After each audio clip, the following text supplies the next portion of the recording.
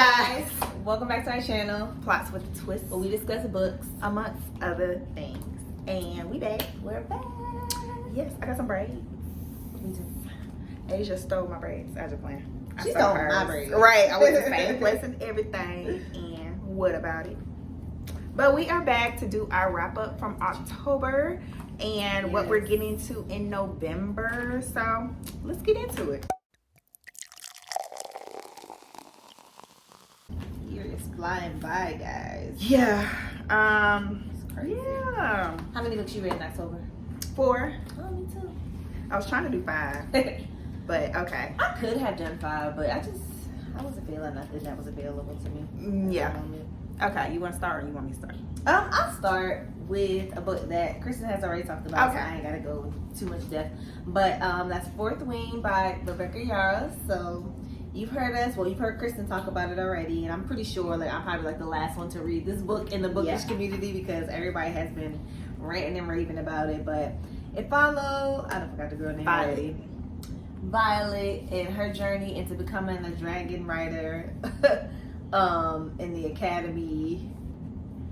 And basically like she's I want to say she's supposed to be a scribe, but her mom is like the general of like the dragon rider or something like that. She's like the best, and so her mom's like, you ain't gonna be no scribe, we're a dragon rider family, get to it. So she's like going through the motions in this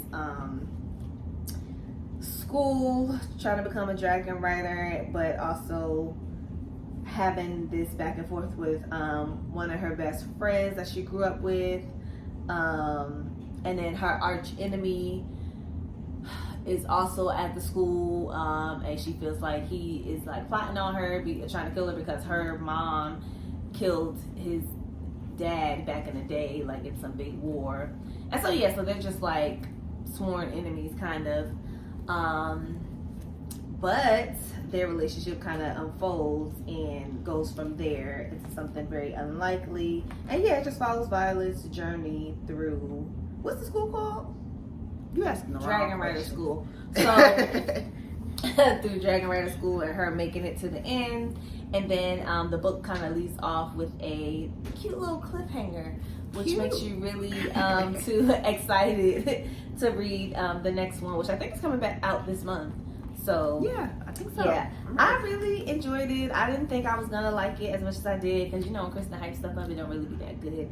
So so I was just like, okay, I can listen to it. I listened to it, and it was really what put me off was that it was super long, and I was like, oh my god. But it was very interesting. Once it got to a certain point, you just had to see what was going on with Violet and her enemy. What was his name? Zayden.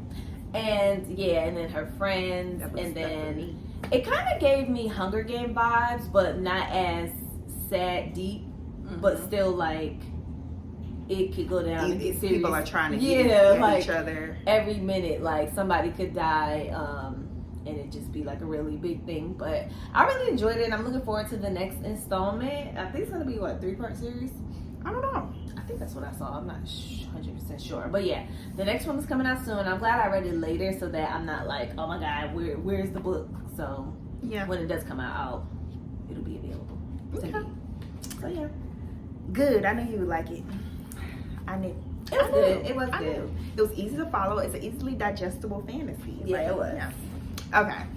So October, I did some spooky month reads, and so I did some horror. And so I read Tender is the Flesh by Agustina Bazterrica. That was a popular one this year. I feel like I saw I know I butchered the name, sorry, but was it Mexican? He's a Latin American author.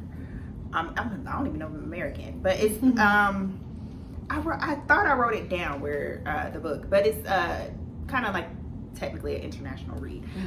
So the story focuses on Marcos. He works at a slaughterhouse, and he's considered one of the best. So it's zeroed in a time where pretty much traditional slaughterhouses are no longer a thing. The world has been plagued with this virus that impacted animals, and if you ate animal meat, I do remember you telling me about this. Yeah, you would get the virus.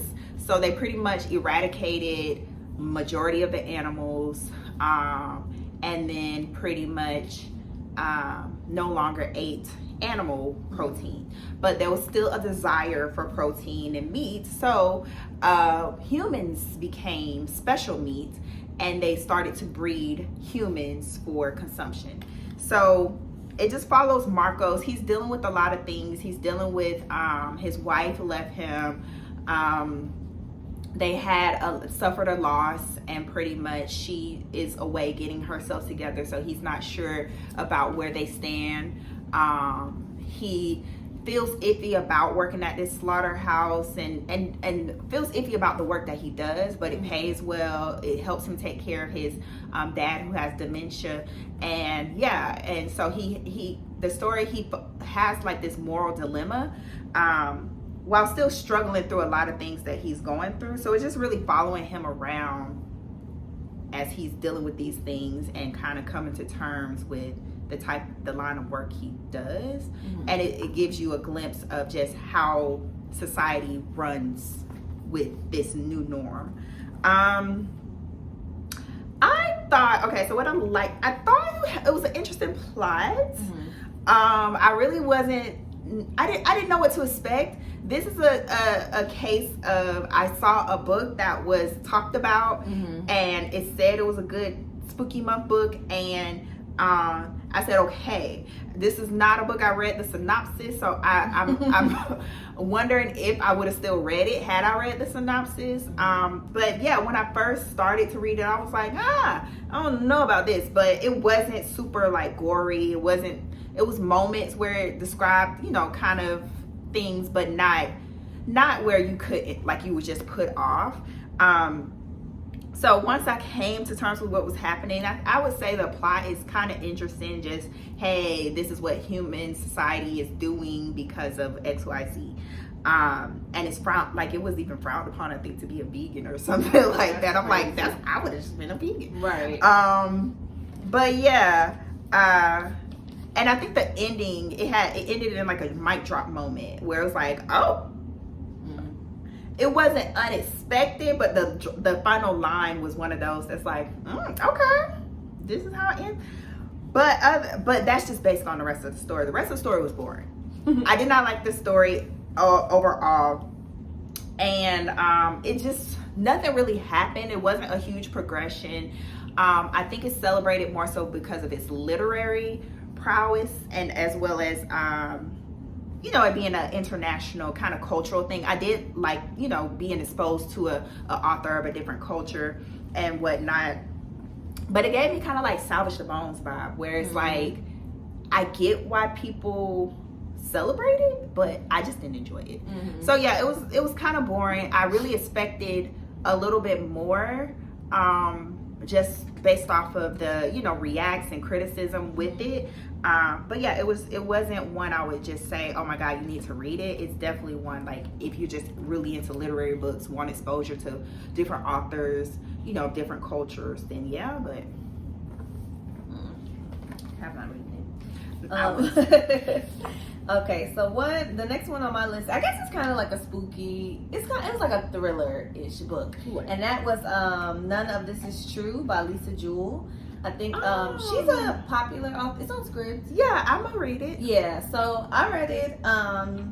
So it follows Josie and Alex. Okay, so Josie, she goes into a restaurant one day to celebrate her 45th birthday with her husband, who's an older gentleman, and she sees another woman celebrating her birthday, and they realize they're like birthday twins. They spark up a conversation in the bathroom and realize that they were born on the same day in the same hospital, and they're birthday twins. The other girl's name is Alex, and she does a podcast where she interviews women who have done different things with their lives, and she has like a series where she just talks about women who have done like important things and overcome certain things. So upon meeting Josie, Alex and Josie come up with this idea basically to do a podcast on Josie's life and how she came to marry this older man. So Josie is 45, but her husband is like 70 or something, and they've been together since she was like mad young.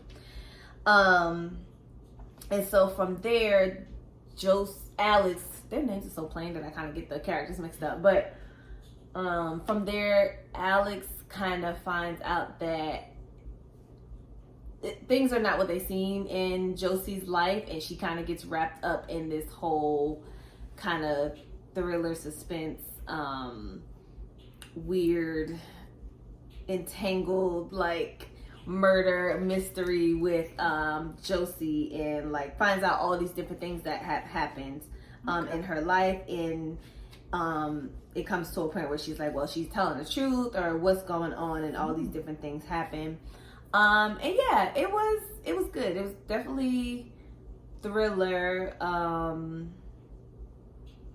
a little weird. I think that, or the character in herself, like Josie, you could tell like she's a little off, just with her inner dialogue.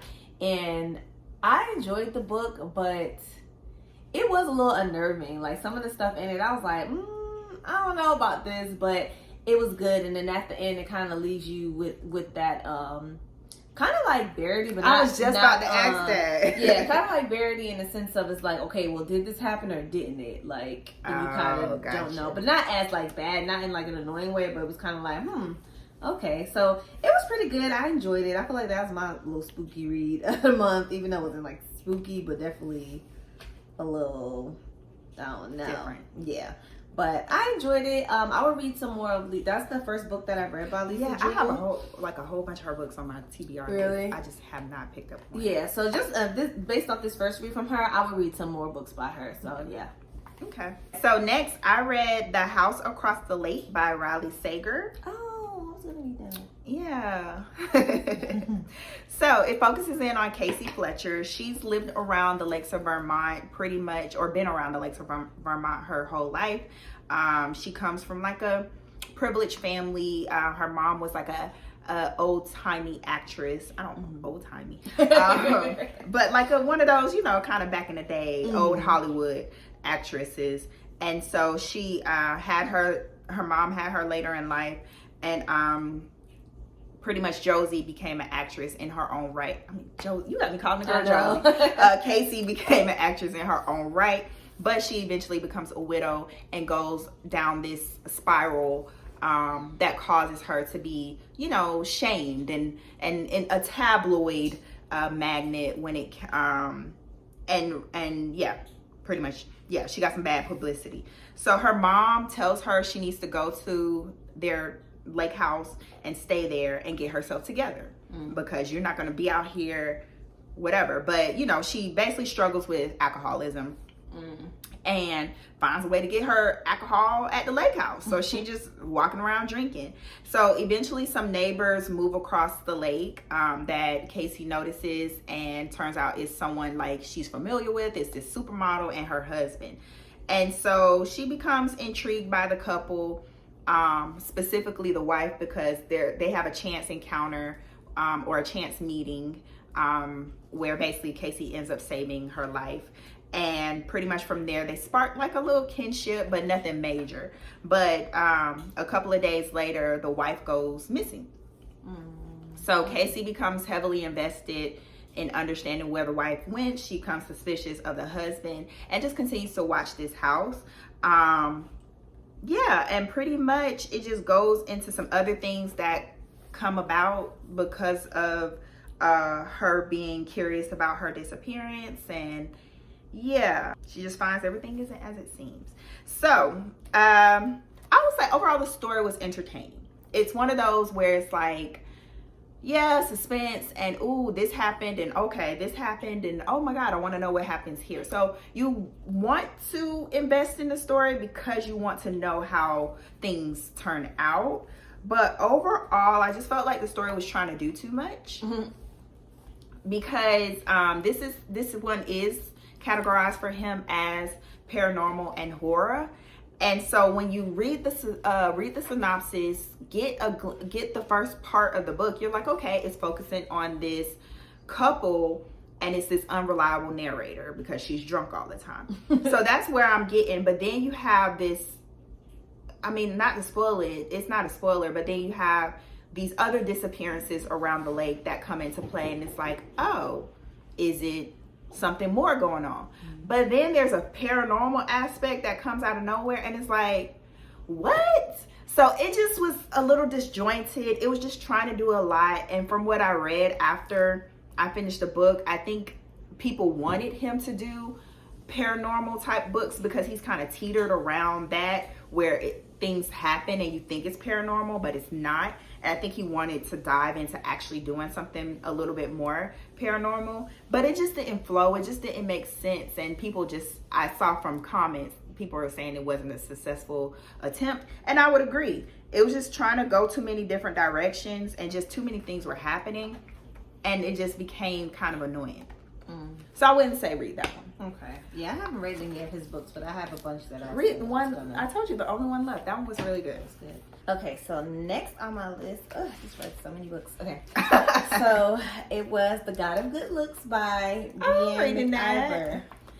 You just got my whole TV on I know, because it was available. And I was like, let me go ahead and read this. Okay, so this book follows Breanne, who is a model,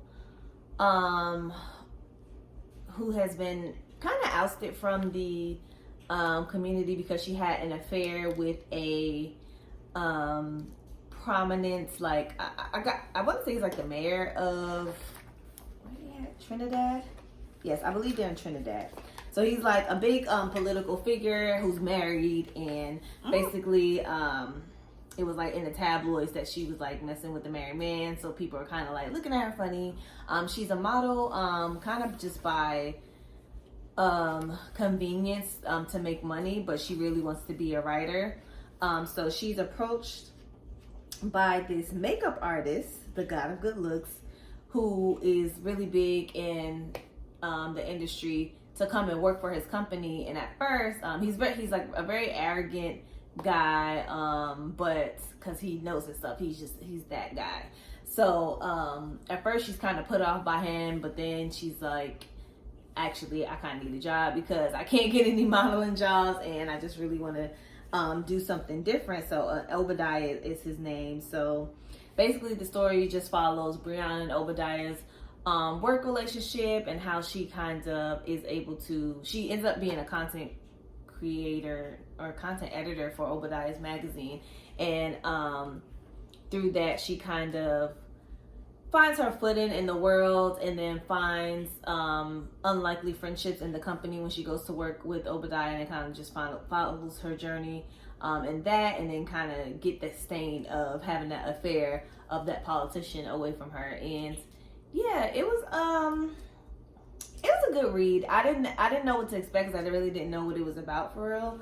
But I enjoyed it. I thought that both of the characters were very likable, even though they both had things that were unlikable about them, but just like in a relatable way. I really liked them.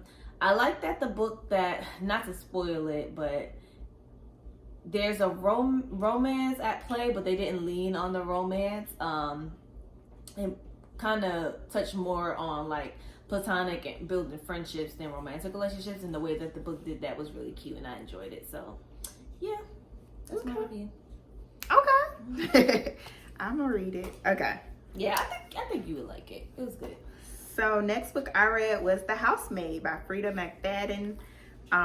So I had been seeing this circulating, and it was on Kindle, for like circulating there like as a Kindle deal. You can get your Kindle. So yeah, I read it with my eyes. My eyes on my Kindle. So this focuses on Wilhelmina Calloway, or Millie. She's basically trying to get her life back together after 10 years in prison. So her work options are very limited, obviously. So she ends up responding to an ad for a housemaid, and goes for the interview. Really is like, I really want this job, but I don't think I'm gonna get it once they run a background check, and lo and behold, comes to be surprised that she is offered the position. So she's working for Nina primarily, and her husband Andy, and Nina has a daughter, Cecilia. So pretty much she gets there and she's like, yes, I got the I got the job of my dreams. This is going to help me put my life back together because it has good pay. And she was sleeping in her car, so they're letting her sleep in this room. It's a live-in housemaid. So she's like, yes, things are looking up. But she realizes that the job isn't as it seems. As Nina behavior starts to become a little bit more demanding and erratic, she starts to just realize like, hey, you know, this woman is kind of crazy. And then on top of that, the daughter isn't treating her the best. So she finds kind of a connection and solace in the husband, Andy, and just kind of wonders like, why is he here? Why did he pick her? And just starts to, you know, kind of look at that situation and just doesn't understand it. So eventually things start to happen and just, I'll say I don't remember the synopsis, but I'll just say Millie ends up getting what she wants and finding out it's not what it seems. So, I enjoyed the book overall. I really see why people are talking about going ahead and reading it and why it's like, hey, circulating everywhere, because it's really an entertaining book. Had a nice, good pace. You were really kind of curious as to, well, at first I was like thinking through like, why is Millie staying in this situation? But obviously she didn't have many options. Cause I'm like, if you treating me this way, I'm leaving. Like, quit. That's what I kept thinking the whole book. But I'm like, oh yeah, she can't for real. She got whatever.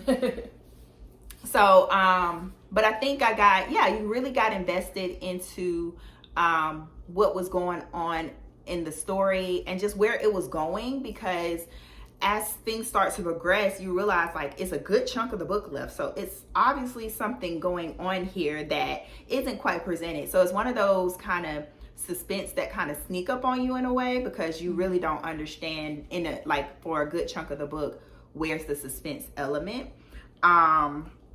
Little things here and there, but nothing major. So it's not, I don't want to call it a plot twist. I didn't, at least because I knew what was coming. But maybe some people would say, hey, you know, the build up to the plot twist was great. Other than that, I just, what I didn't like, I don't know. I just wish there was more fleshing out of certain things. Certain events kind of built up and some just kind of like happened like really quickly. So I just like, especially like when it came to Millie's desire to like, hey, I see this situation, I like this situation, I want this situation, he should get rid of her and marry me. And it's like, girl, you just started to have these like thoughts yesterday. Like, now you talking about this man marrying you. So things like that. It just kind of felt a little high school-y in how her thought process was going. But then I thought about it, like, she's been in jail for 10 years, and she got arrested or locked up when she was like 16, 17. So she is probably stunted in her like relationship development, or stunted in that kind of mindset. So it does make sense, but it was just a moment I was just like, girl, you don't even know this man. Like, what you talking about?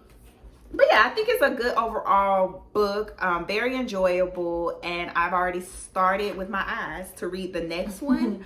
It's not on my TBR for next month, but because I feel like I'm gonna just read it here and there. But definitely, you know, want to see where the series goes, because I think it's a third one coming out as well. Or if it's not already out, it might be already out yet. So the last book that I read last month was Faux by Iain Reid. This is a book that I saw, I think I just saw somebody on, and I think they made it into a movie. It's like a movie on Netflix. That cover would be like, well, I didn't see the cover first. Somebody was talking about it, and she said it was her favorite book that she read this year. And so, they had it on script, and it was like a 5-hour book. So I finished it in like, you know, in no time. So I listened to it. So Faux follows Junior and Henrietta. They are a couple who have been together for a while, and they live in like farmland out in, I don't think it ever specified like the state or anything. Maybe it did, but they just live out in the country by themselves. away from the city, kind of just living like a simple life, farm life. One day, seemingly a stranger knocks on their door and lets them know, because I think this is, the synopsis says it's a psychological mind bender set in the near future. So it didn't give all of that, y'all. I said that. But so somebody knocks on their door one day and notifies Junior that he has been randomly selected to go in as a part of this installation in outer space. So he has to like basically prepare himself to go to outer space. And the way it's like puts him is like you don't have a choice. The person that's telling him this is like being like really friendly and like kind of, and Junior is like, do I know this guy from somewhere? Like he seems familiar, but like I don't know. So basically it starts like this whole process of getting Junior ready to go to outer space. The man that is I don't think they said his name, but that gives them this news, ends up like coming to visit them and stay with them for a while to kind of give them more information about this whole trip. And in this, they let Henrietta know that while Junior's away in outer space, she'll be sent a replacement for her husband. So it'll be like her husband, but like not her husband to come live with them. So this book was interesting because a lot is not like it doesn't follow Junior to outer space. It's just kind of the lead up to when he's supposed to go, and the whole book kind of just takes place at their home, and it's just the inner dialogue of Junior and what he's thinking, what he's experiencing, and how he's feeling every day with this information and how it's affecting his relationship with Henrietta. Yeah, so, and that was really it. And towards the end, you kind of realize there is kind of like a little twist, and you realize what's actually happening. And, yeah, that's all I can say without like really spoiling it. Because it's such a short book and not a lot happens, but what does happen, like that's the whole story. So I don't want to give it away. So yeah, it was just like a very short read. And I can see how it was like a psychological thing. But I think my only critique was that once it got to a certain book, like I said, a certain point in the book is very short. But I knew very early on what was happening, like what was actually gonna happen, and how Junior was talking. It was just like easy, like you could just tell, like especially if you read like books like that where I don't know. But I just knew very early on what was happening. And I don't know if it was the author's intention for you not to know and it kind of be a surprise at the end. But it was like very apparent to me.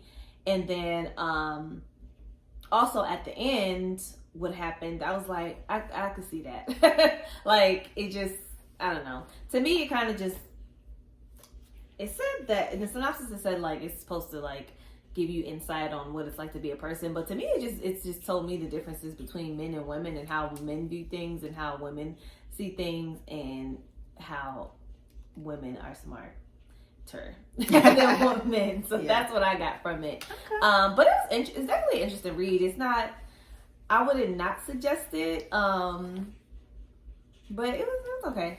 It wasn't my favorite book I read this year. I don't know why she said all that, but it was hers. It was. Didn't read no good yeah. books. And maybe I just didn't get it. Maybe I just didn't get the deeper meaning, but that's what I got from it. So, okay. So last book I read is Out There Screaming, edited by Jordan Peele. It's an anthology series. I guess an anthology collection of short stories from different authors of color, and it's focusing on Black horror. So again, trying to get into my spooky month bag and was it a collection of stories or like okay? Yeah, it was like none of the stories related. Yeah, so it's just literally like short stories from different people. Okay. You like a short story book? I don't mind it. I prefer interlocking short stories because it's like, oh, this is cute, especially interlocking like the Blackout. Or what was the other one I read? It was another one I read that was interlocking short stories. The Tenant one, the Tenants. I think it's cute how characters overlap from different authors. But that one, the other one, it was the same author. But the Blackout, it was different authors. So, yeah, I don't have much to say about this. It's an anthology series, so some short stories are more enjoyable than others. Some I didn't get, some I did, but yeah, it's just some of them were very interesting. Some of the authors I never heard of, so I think it was a good opportunity to get exposed to just different folks, especially people or authors that I haven't read before. And especially if I enjoyed, their portion of the book. Some stories were longer than others, so it's just, there's really not much you can say, I don't feel. Some of them were leaning more into horror than others. Some of them had more racial components than others. So it just really is a book you can just open and pick a short story and read it. You don't really have to read it in order. It's just one of those types of books. I will say with some of the authors like N.K. Jemisin, I have said why I couldn't get into The Cities We Became. What is it? Yeah, Cities We Became. And I realized, and I said, maybe I just need to read some of her other books, but she has the first short story in the book. And what it is that I realized is that she infers a lot. Like she'll have, I don't know what it's called, where it's like you jump to something and it's supposed to be inferred that this thing happened. So a lot of times I need you to say what happened. Yeah. Because she did that in here, and I was like, wait, what? What I missed? And that's the feeling I kept having with The City We Became. But that's just something again, just an extra something. But yeah, it's really interesting. It's nothing bad to say about it. Like I said, some stories were better than others, so I don't have much. Okay, so that's it. That's all you read? That's all I read. All right, me too. All right, so let's get into what we will be reading for November. It's really November, y'all. I know. Oof. The year's Where does over. pen come from? 2024. That's mine. No, it's not. No. It's mine. Don't try to steal my- I know it's mine. I just didn't know it was in the my notebook. Okay, how many books you got?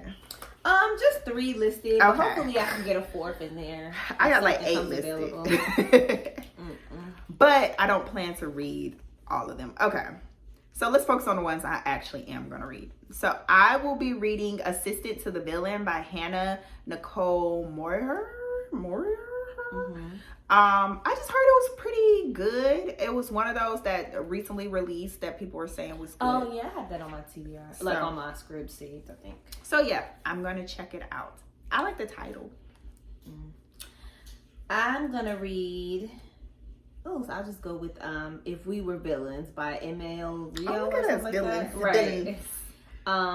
That's another one that Kristen already read a while ago, and I think is really popular. But I bought the physical book. I bought it a while ago, y'all, and I just have not picked it up. But I'm gonna read it. I'm gonna go ahead and read it and get it out the way. Speaking of villains, I've been watching clips of House of Villains. Have you been watching that? What's that? It's like they take notable villains or people who are considered the villains on like reality shows. Yeah, I haven't seen clips of that. It do look good. It is actually pretty good. It does look good. Okay. Yeah, when it comes to reality shows, I don't watch them on TV for some reason. Especially here lately. Yeah. I've been watching like clips where they have the whole episode on Instagram and I can just watch the clips. Okay. So, I will be reading The God of Good Looks by Breanne McIvor. Asia just talked about it, so. Okay, so next on my list is The Nigerwife by Vanessa Walters.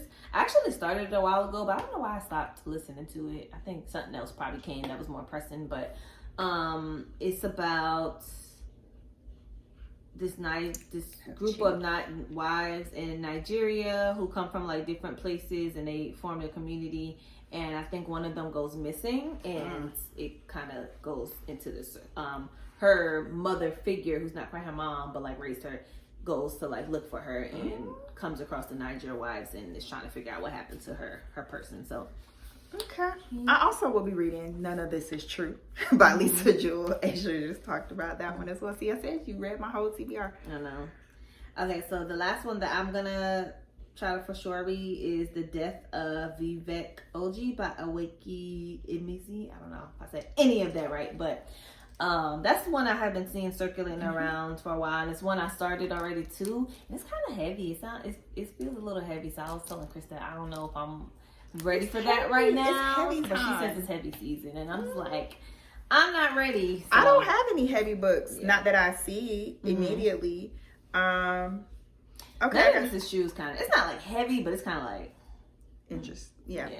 Okay, so other than that, I'll be reading The Night Circus by Eric Morgenstern. supposed to read that. I was supposed to read that, yes, 8 years ago. I think we even did a video where I said, oh, you know, I'm going to read that by the end of this year. Like, girl, no. But I finally am going to read it. And then Bright Young Women by Jessica Knoll. So I don't know what it's about, but I saw it got decent reviews.